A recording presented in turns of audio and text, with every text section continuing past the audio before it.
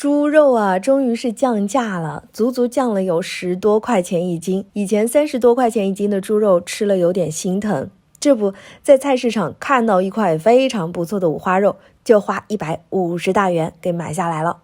今天懒妹就给你带来这道五花肉的新吃法，比饭店做的我觉得还要好吃哦，太解馋了，所以快收藏起来吧。五花肉提前放冰箱来冷冻一会儿，冻得稍微有点发硬就可以拿出来了。用刀来修一下五花肉的形状，再横着将猪肉片成片，注意中间不要片断开，这一步很重要哦，方便猪肉入味儿。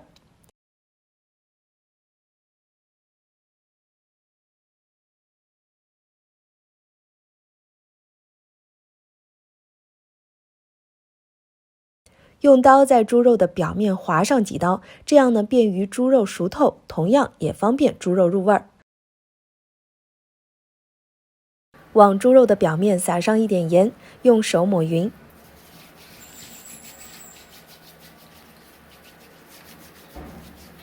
再倒入蚝油，继续抹匀。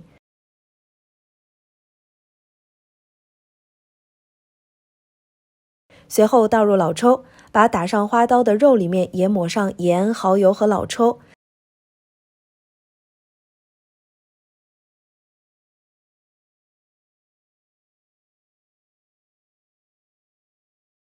先腌制15分钟。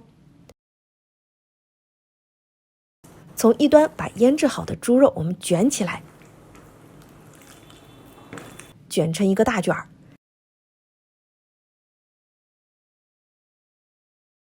卷好以后呢，用棉线把猪肉捆扎实了，能扎多紧我们就扎多紧，可以让你家人帮忙一起把它扎紧了。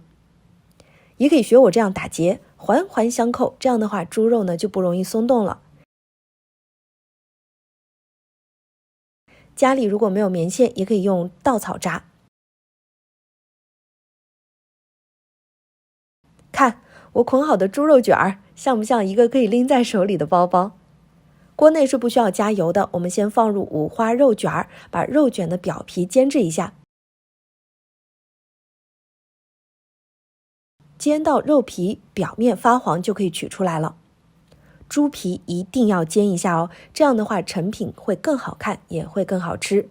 锅内垫上一层竹垫，放入五花肉卷儿，倒入漫过猪肉卷的水。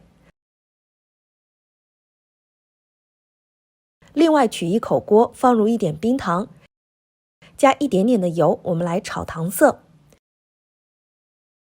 炒到锅内深褐色而且冒泡泡了，就倒入适量的清水来稀释一下。把炒好的糖色倒入锅内，倒入老抽和生抽，生抽是可以多一点的。然后再加入桂皮、八角、小茴香、花椒粒、陈皮、山楂、生姜。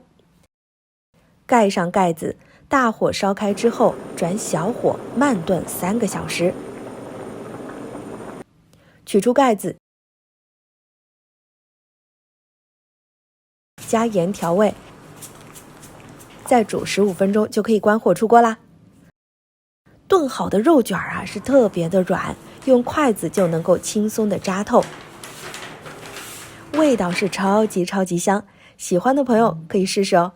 学会了的话，到饭店做上这道菜，客人都会夸你厨艺好。